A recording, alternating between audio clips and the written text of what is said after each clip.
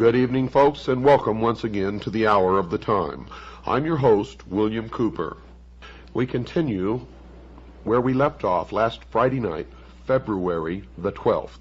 And I want to quickly reiterate that what you're going to hear does not necessarily reflect my beliefs or my religion or the beliefs of the staff or management of WWCR Worldwide Christian Radio.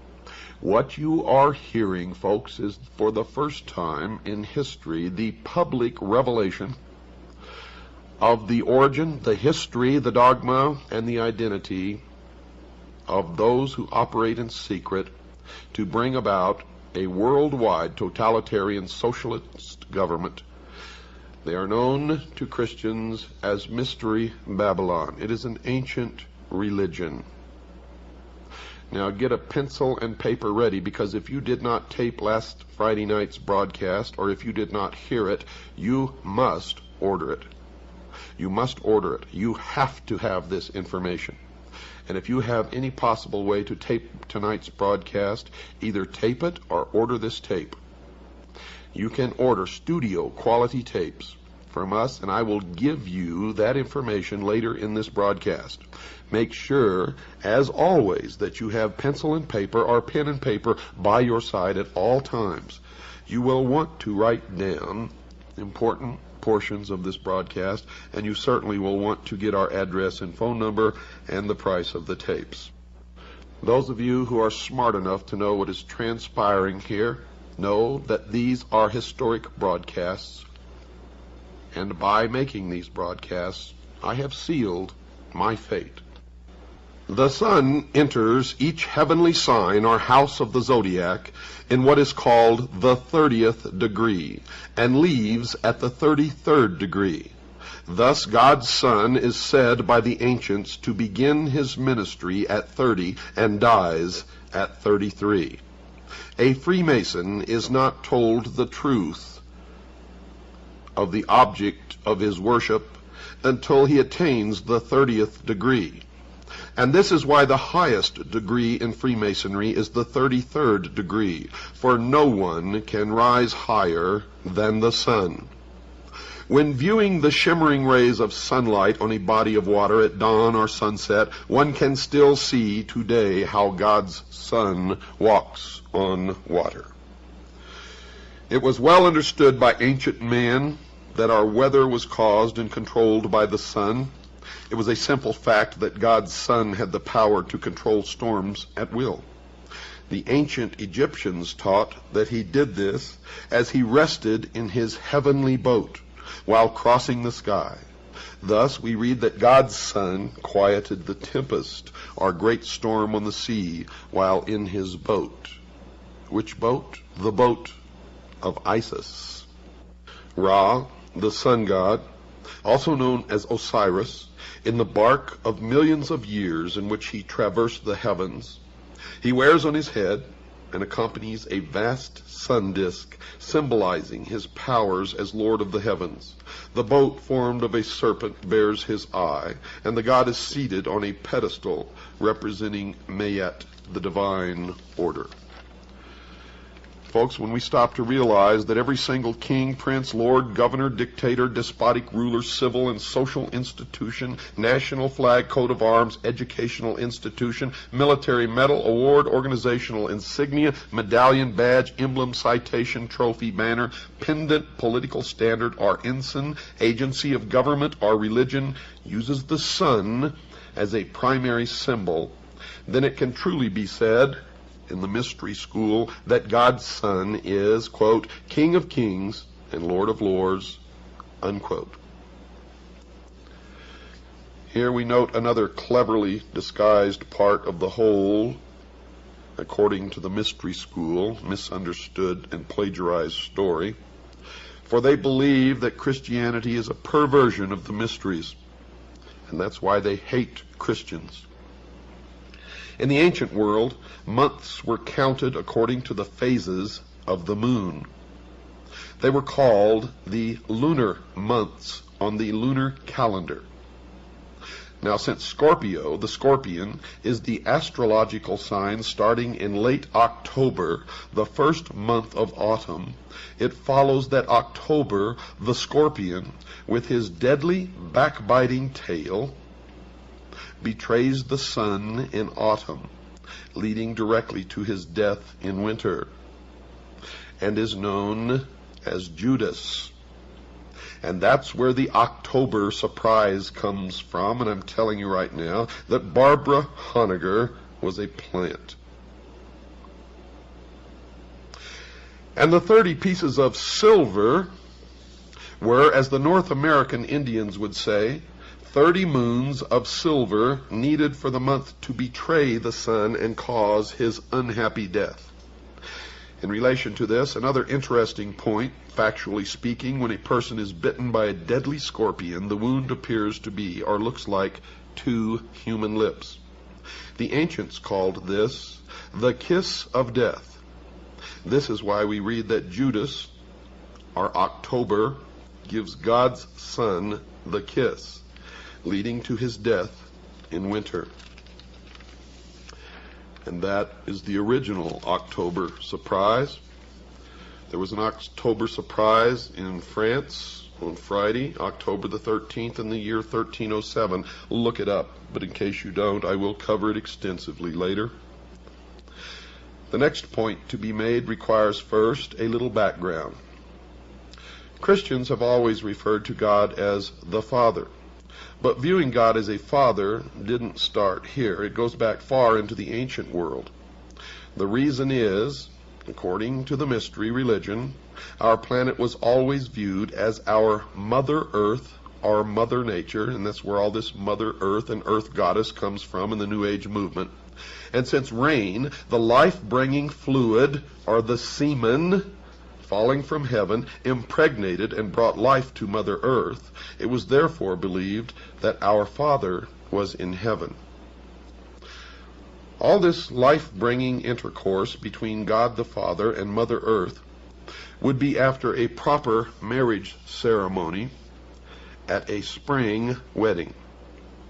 In the area today called Israel, anciently called, quote, the land of Canaan, unquote, the sexual fertility rites of spring were celebrated each year in what was called, quote, the marriage feast of Canaan, unquote. And so the New Testament story was, Mother Earth asked God's Son to draw water from the sea for the grapes to make fine wine for the wedding feast. And this marriage feast story is over 5,000 years old, 3,000 years before the New Testament story. And the mystery schools believe it is just one more case of pious plagiarism. Now it is at this point we need to go back to the ancient Egyptians to further understand this story. Though all of the essential pieces of the Christian story were long in existence before Egypt, the only thing different, folks, is the names were changed to protect the innocent. It was with the coming of the pharaohs that the story was finally codified and became religious dogma. Though the story varied in some details from place to place in Egypt, the essence was always the same. God's Son, spelled S-U-N, our risen Savior, was the light of the world, who gave his life for us. Now remember, this is according to the belief of the mystery religion of Babylon. From the Egyptian records, we learn that the newborn son, Horus, was given the title the Logos, which means the Word. Egyptians further said the Word was made flesh and dwelt among us, And since we enjoy only one Son in heaven, he was said to be the only begotten of the Father. The Word was lost, and that story is told in the Osirian cycle of Isis, Osiris, and the child Horus. And you will learn that the symbol of the Word today is the obelisk, the monolith, the stone. It is also called the lost word of Freemasonry. And I will explain the meaning of all of those things later. Another interesting point not to be missed concerning Horus, later in Egyptian history, he was given a second name, Isos, or Isis, meaning holder of the light. Still later, in Roman Latin, I became interchangeable with J. So from Isis, we get Jesus. All of this can be read by anyone in a public library, if you so desire. In ancient Egypt, it was said that if you wanted to follow the life of God's Son and thereby live in the light of God's Word, or Logos, one would first have to leave his old ways of life to follow the sun, face to the east. But before beginning this new life in the Word, one must die to the old way of life and be born again. George Bush, when asked at a press conference by a reporter if he was a Christian, Mr. Bush said this, quote, "If you're asking if I have been born again, the answer is yes," unquote. Your first birth was out of the water your mother formed you in. Because her water broke and your new life began, rebirth is symbolized by coming out of total immersion in water, or baptism, or being born again. These points here mentioned are just some of hundreds, if not thousands, of direct connections that can be made between the Judaic-Christian Bible story and the far more ancient original story. The purpose for drawing your attention to this literary plagiarism, according to the Mystery School, this is what they believe, is best stated by Alfred North Whitehead, who said, quote, "No lie can live forever," unquote. They hate Christians, they hate Christianity, and the first object is to destroy the Christian church and Christians, to wipe them off the face of the earth. If you are a Christian, you are in the greatest danger that you can even imagine at this moment as the New World Order takes shape around you.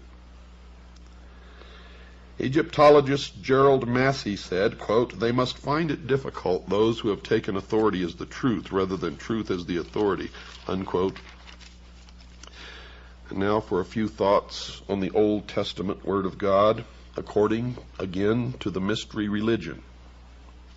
Remember, I am revealing the secrets of the mystery religion of Babylon during this broadcast.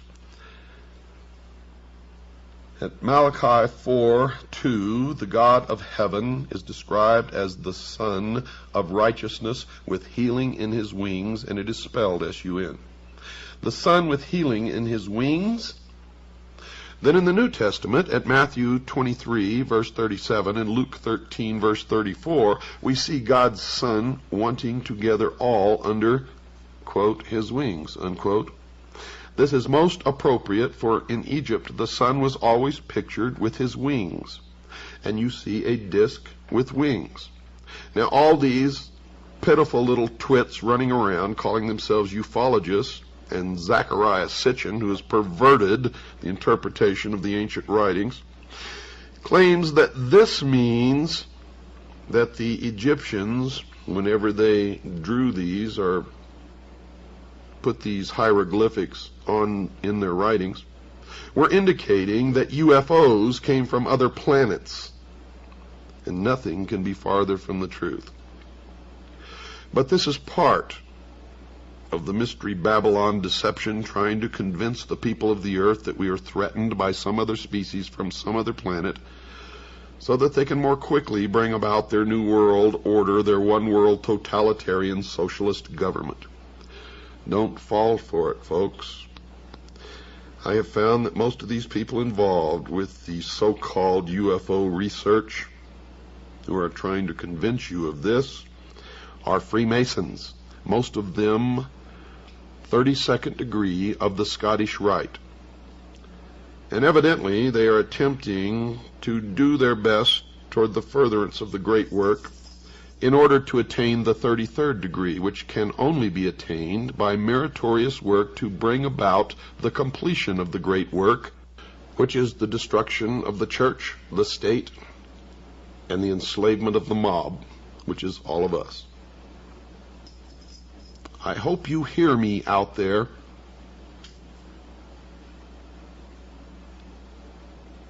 In the most ancient Egyptian understanding of things, mankind was called the sheep of God. And the great orb of day, God's sun, was the overseer, or, in the exact words from the ancient Egyptian manuscript, the good shepherd. And we are his flock. All ancient kings thought of their people as sheep to be pastured, with themselves as the shepherd. Sheep are ideal followers, you see, for they do not think for themselves, but will blindly follow anyone without question, and that's why I call most people sheeple. It's truly admirable behavior for animals, but it is very, very unwise for humans. Sheep were born to be fleeced, and have the wool pulled over their eyes, and are eventually always led to the slaughter. Lastly, they end up as a tasty meal eaten by their masters, and their skin, or their hide, or their wool is worn as an apron around a Freemason's waist. How about that? Keep all of the foregoing in mind, folks. We read again from the Old Testament book of Psalms. At Psalms chapter 23, verse 4, we read that old, dog-eared, tired, exhausted, and equally misunderstood chestnut, according to the mystery schools, used by every man of the cloth to put the sheep to sleep. We quote it here.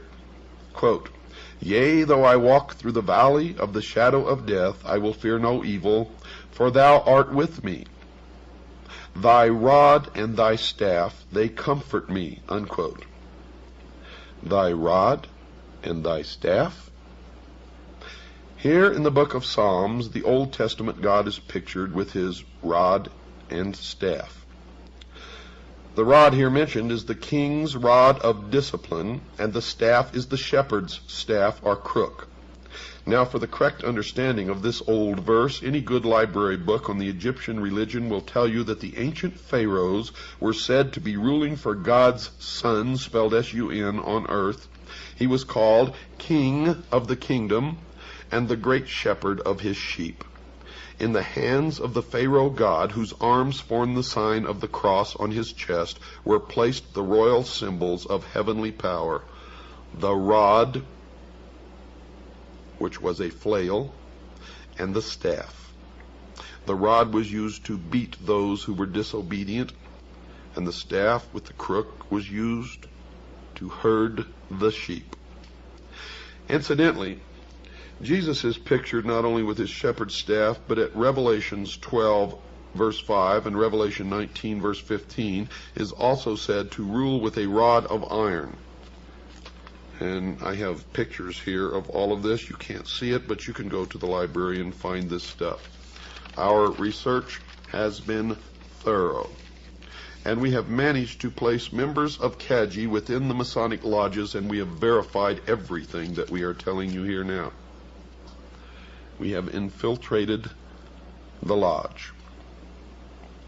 In Jeremiah chapter 18, verse 2 through 6, in Isaiah chapter 64, verse 8, we see the God of the Old Testament portrayed in a different way. Here, he is said to be the great potter who fashions man on a potter's wheel. Almighty God, the great potter. In Jeremiah chapter 18, let me read to you what it says. The word which came to Jeremiah from the Lord, saying, Arise, and go down to the potter's house, and there I will cause thee to hear my words. Then I went down to the potter's house, and behold, he wrought a work on the wheels. And the vessel that he made of clay was marred in the hand of the potter. So he made it again another vessel, as seemed good to the potter to make it. Then the word of the Lord came to me, saying, O house of Israel, cannot I do with you as this potter? Saith the Lord, Behold, as the clay is in the potter's hand, so are ye in mine hand, O house of Israel. In Isaiah chapter 64, But now, O Lord, thou art our Father, we are the clay, and thou our potter, and we are all the work of thy hand. The potter's story was Egyptian. 1,000 years before it was written by the writers of the Bible. And I have a picture here taken from Egyptian hieroglyphics, and you can find this in a book called The African Belief in God. It shows the hieroglyphics taken right off of the Egyptian temples, and it shows the god Nemu fashioning the body of one of the Ptolemies on his potter's wheel. And here's another picture, the god Nemu fashioning a man upon a potter's table, and behind him stands Thoth, marking his span of life on a staff.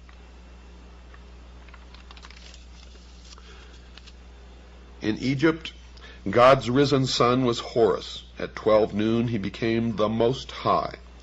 In this exalted position, he became the mediator between God and man. His name was Amun-Ra. Ra equals ray of the sun. His shepherds on earth were called priests of Amun. They would direct their prayers to the invisible God, the Father, through his mediator, Amun-Ra. And God's Son was the great Amun, with his rays. In the New Testament, he, the Son, is still called, at 2 Corinthians chapter 1, verse 20, and Revelations chapter 1, verse 7, and Revelations chapter 3, verse 14, the Amen. At the end of prayers in the temples of Egypt, they would say, Amen. How does that grab you? Now look at the word Israel. Isis, R-A, Ra, El, God. It is the androgynous God, and it's been in front of your eyes all the time. All the time, folks. Anyone who goes to any library and does the research that we have done can reveal that the religion of Mystery Babylon is exactly as I have stated it last Friday night and during this broadcast, and will continue to state it because there is a lot more, folks. We have, in fact, not even yet begun. For this is the only ancient portion, the beginning of the ancient worship of Baal, or Baal as some pronounce it. Ba was the sun, El means God. And that was the beginning of the end of our civilization as we know it, if we do not wake up now. I firmly believe, and I live my life according to this, that I owe my first allegiance to my God and Jesus Christ. My second allegiance I owe to the Constitution of the United States of America, and my third allegiance to my family. And the reason my allegiance is that in that order is because God endowed man with unalienable rights. The Constitution protects those rights, and the family is thus able to survive and be protected and thrive. And the family is the basic unit of civilization. Period. And I further believe that any man or woman without principles that they are ready and willing to die for at any given moment that they are called upon to do it are already dead and are of no use or consequence to anyone, not even themselves. Understand what I just said. I have to take a short break, folks. Don't go away. I'll be right back after this short pause. Isis was the patroness of the magical arts among the Egyptians. The use to which magic should be put is revealed in the Osirian cycle, where Isis applies the most potent of her charms and invocations to accomplish the resurrection of Osiris. In other words, the redemption of the human soul. That the gods of Egypt were elements of a profound magical system and possessed a significance far different from that advanced by modern Egyptologists is certain. The various deities of the Nile Valley were elements of an elaborate magical metaphysical system, a kind of ceremonial Kabbalah. This cannot be denied. But even when impressed with the reality of this fact, the modern Egyptologist still balks. Supposing, he asked, that the Egyptians did possess an elaborate metaphysical doctrine, of what value is its rediscovery in an age when the natural has been demonstrated to be mediocre and the supernatural non-existent? Even if these extinct persons whose mummies clutter up our museums were the custodians of some mysterious lore, we have simply outgrown it. Let the dead past bury its dead, they say. We prefer to live in an era of enlightenment, an enlightenment which you would blight by asking us to espouse the superstitions of our remote ancestors. These so-called superstitions, however, it is interesting to note, die hard. In fact, they do not die at all, but insinuate themselves as a discordant note in our matter-of-fact existences. McCall's magazine published some time ago an article by Edgar Wallace entitled "The Curse of Amun-Ra," dealing with the phenomena attendant upon the opening of the tomb of the pharaoh Tutankhamun. After vividly describing the curse of Amun-Ra, the author sums up the effect of this curse upon those who came in contact with the tomb or its contents. His statements are in substance as follows. At the time the tomb was opened, the party present at the excavations included the Earl of Carnarvon, Howard Carter and his secretary, Dick Bethel, M. Benedict, the French archaeologist, and M. Pasanova. Of these, only one, Howard Carter, remains alive. Now, that was at the time of the article.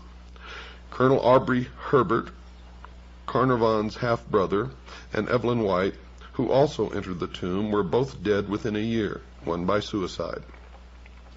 Sir Archibald Douglas Reed, the radiologist who took an X-ray of the mummy, was also dead within 12 months.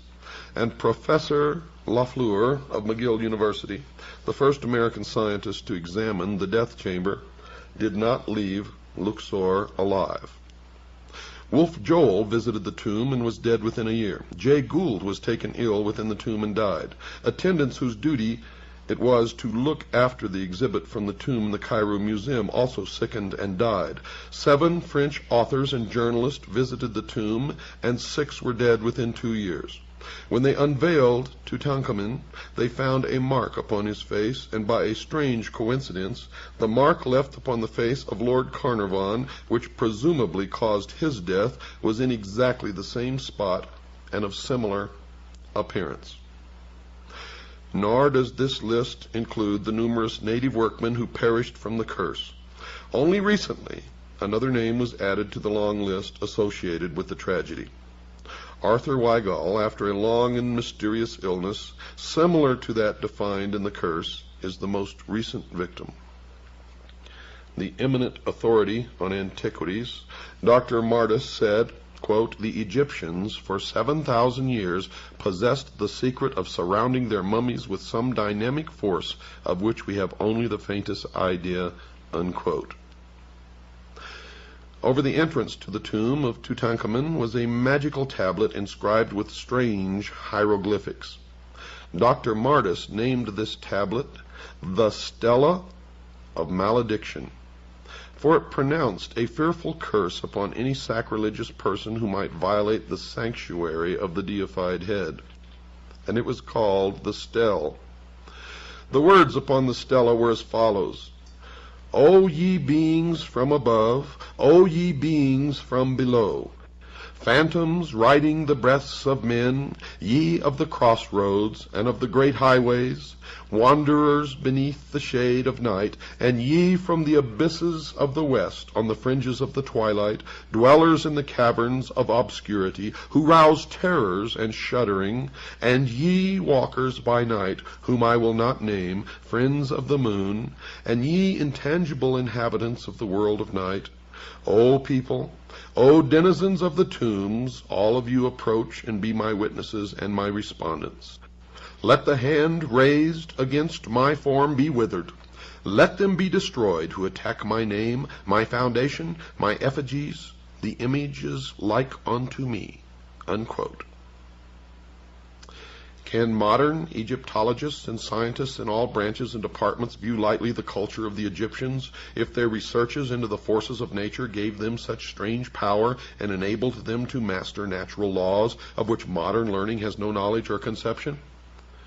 Did you know that Lars Hansen was reared in the Stele group? Did you know that a very famous talk show host who covers for the Masons all the time was a member?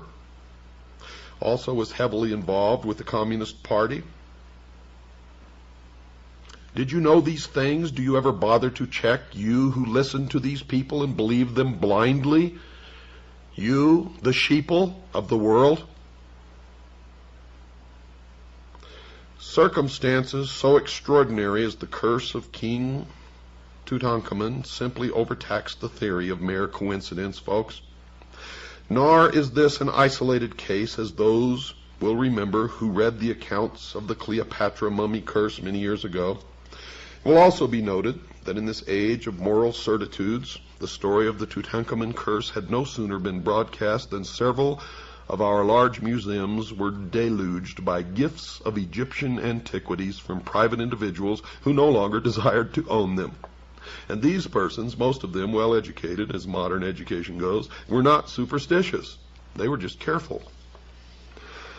The following article appeared in an English newspaper in 1923. Quote, "The death of Lord Carnarvon has been followed by a panic among collectors of Egyptian antiquities.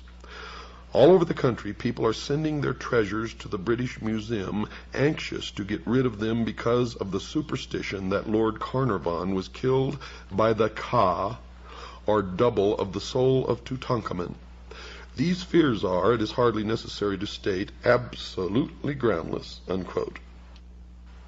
It's also hardly necessary, folks, to add that the journalist fails to give his authority for the last sentence. The newspaper article continues. Quote, "An avalanche of parcels containing mummies, shriveled hands and feet, porcelain and wooden statuettes, and other relics from the ancient tombs descended this week on the British Museum. Fear inspires these gifts, brought by every post. The belief that a dead king's curse is potent for evil after thousands of years won thousands of adherents on the day when Lord Carnarvon became ill. Few of the parcels received at the museum bear the sender's name. The owners, in their eagerness to wash their hands of the accursed things, have tried to keep their identity secret. The British Museum is a godsend to the superstitious. It offers a means of shifting the liability to expert shoulders. The museum authorities are used to such liabilities, having harbored the coffin lid of the powerful priestess of Amun-Ra for years. But they are not at all grateful for the present flood of gifts. The museum weathered a similar storm some years ago, when the story of the curse of the priestess of Amun-Ra became public. Sufficient scare gifts were received to fill a large showcase. A long chain of fatalities has been attributed to the curse of the priestess. Men who have made fun of the superstitious have died within the year. Another story is that a photographer took pictures of the priestess and placed the plates in his safe. When he went to look at them some weeks later, the glass had become a thin brown powder, unquote. Now let us consider the rational explanations, so-called adduced by science in disposing of the superstition of the king's curse.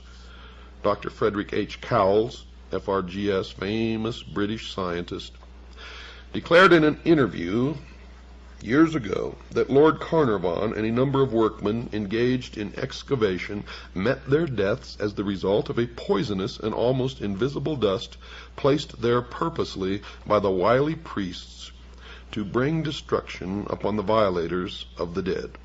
Quote, "This poisonous dust," unquote, says Dr. Coles, quote, "analysis of which has baffled scientists, was scattered about the tomb. Lord Carnarvon was not the only one to note its fatal property, as a number of workmen engaged in the excavation were likewise stricken. Most of these died a lingering death, but others, greatly impaired in health, have recovered," unquote. There is nothing in the learned doctor's explanation, however, to account for the fact that Howard Carter did not chance to breathe any of the noxious vapors, although he was more steadily engaged in the work of excavation than even Lord Carnarvon. It's also questioned how much science actually knows about this mysterious dust which defies analysis, for if it cannot be analyzed, how can it be either identified with certainty or even proved poisonous? The term poisonous dust is evidently the charitable term that covers a multitude of scientific shortcomings. Several years later, there was another revelation that they were stricken with some virus that inhabits ancient tombs. And who knows what the real story is? Though sorcery has been accorded no official recognition by modern science, there is nevertheless a certain quasi-official acceptance of the reality of occult phenomena throughout the civilized world.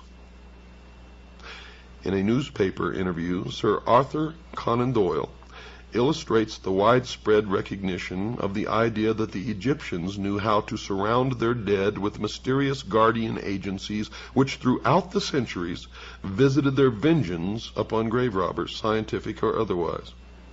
In discussing with the correspondent of the Daily Express the death of a certain Mr. Fletcher, who had felt the wrath of Egypt's dead, Conan Doyle declared that the tragedy was caused by Egyptian elementals guarding a female mummy because another student of Egyptology, a Mr. Robinson, had begun an investigation of the stories of the mummy's malevolence.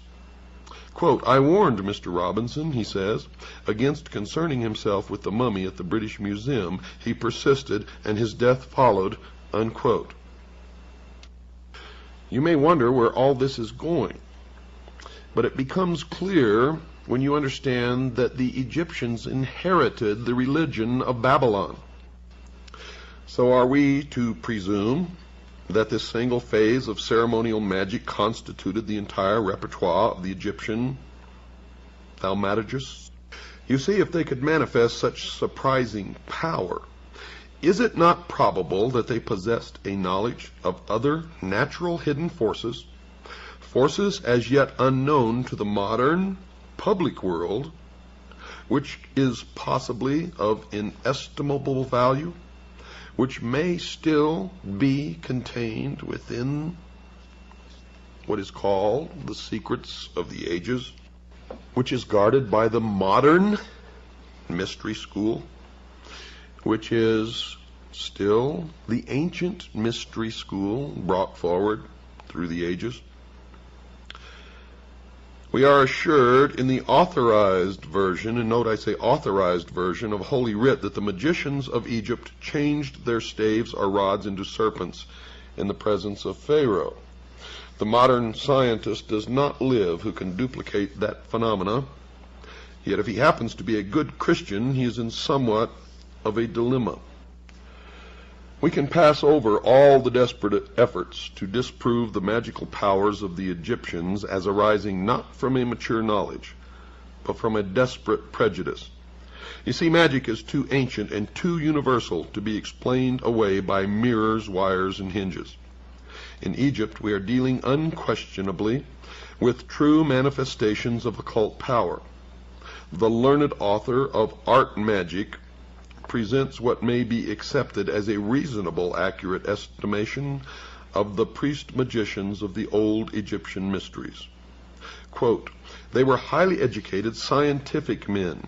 They understood the nature of the lodestone, the virtues of mineral and animal magnetism, which together with the force of psychological impression constituted a large portion of their theurgic practices.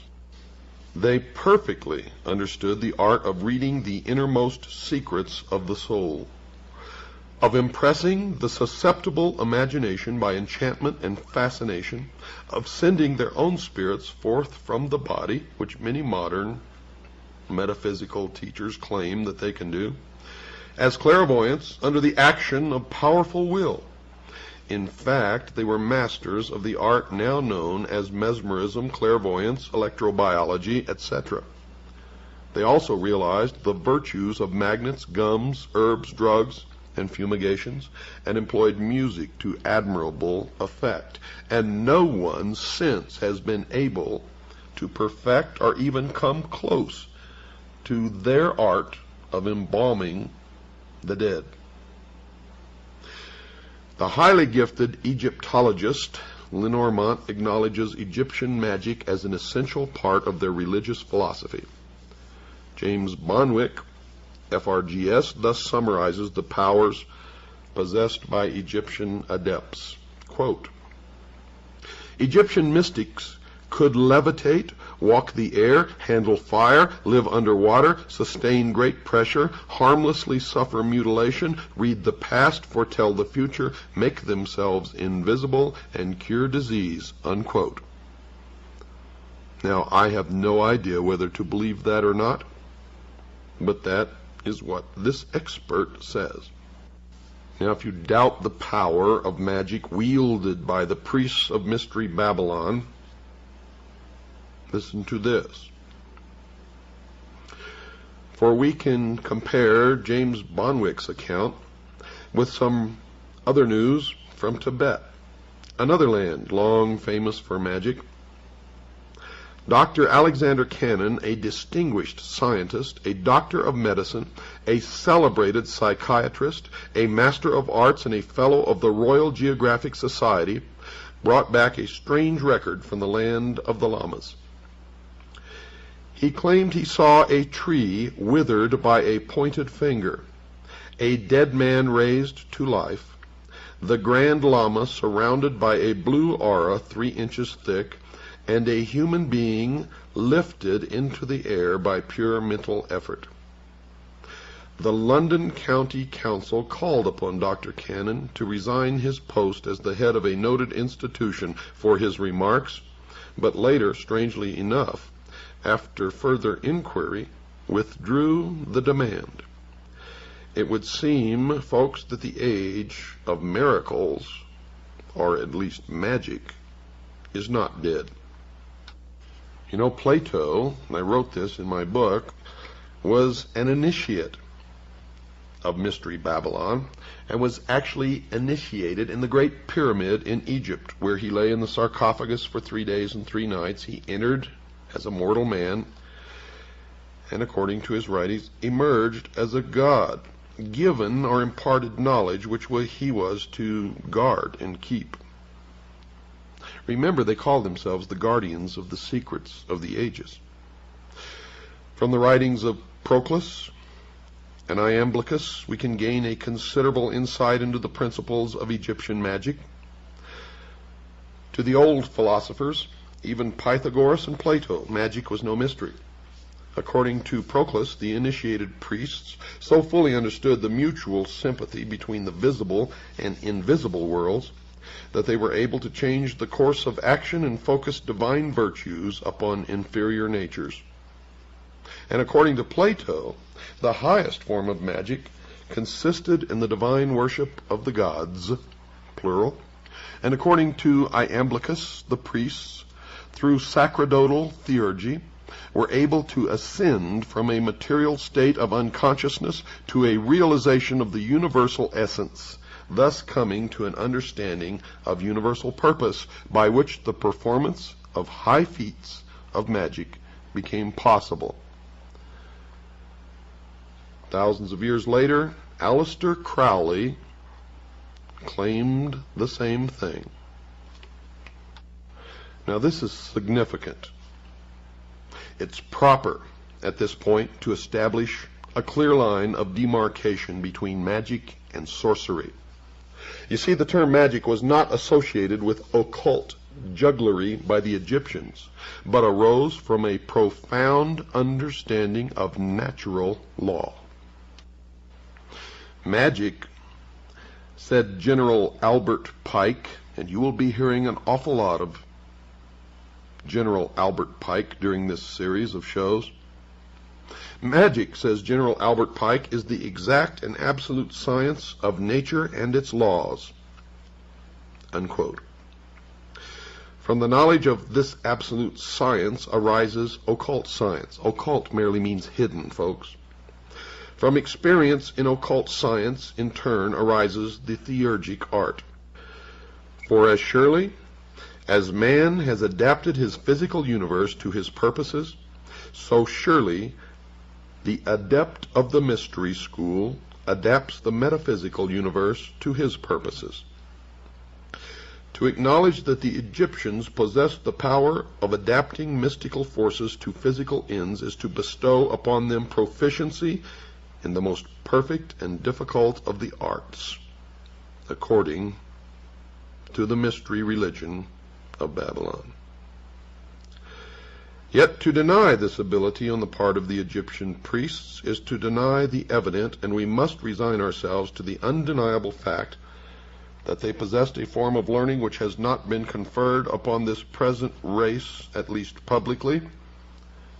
Men like Aleister Crowley have proven that it has been passed down through the ages and is kept and practiced secretly by those who call themselves the guardians of the secrets of the ages. Now, folks, we are in desperate need of money to help pay for airtime. If you like this show, if you want it to stay on the air, then please reach down in your pockets, contribute the most that you can possibly afford. Make your checks out to WWCR, not to me. This is going straight to the radio station to pay for airtime. Not one single penny of it goes in my pocket, or anybody else's for that matter. It goes to the radio station. Make them out to WWCR. If you would like a list of tapes or available materials, or would like an information packet, or learn how to join CAGI, the Citizens Agency for Joint Intelligence, then send your checks, your donations made out to WWCR, and your request for information to P.O. Box 889, Camp Verde, Arizona, 86322. That's P.O. Box 889, Camp Verde, Arizona, 86322. Or you can just call Stan and ask him to send you a packet of information. He'll also tell you the price of tapes, whether you're a CAGI member or not. The price is different depending upon that. Call Stan at 602-567-6109. That's 602-567-6109. If you write in, please address the envelope to Stan, S-T-A-N. Good night, folks, and God bless you. And remember, this is what can happen if you just wake up.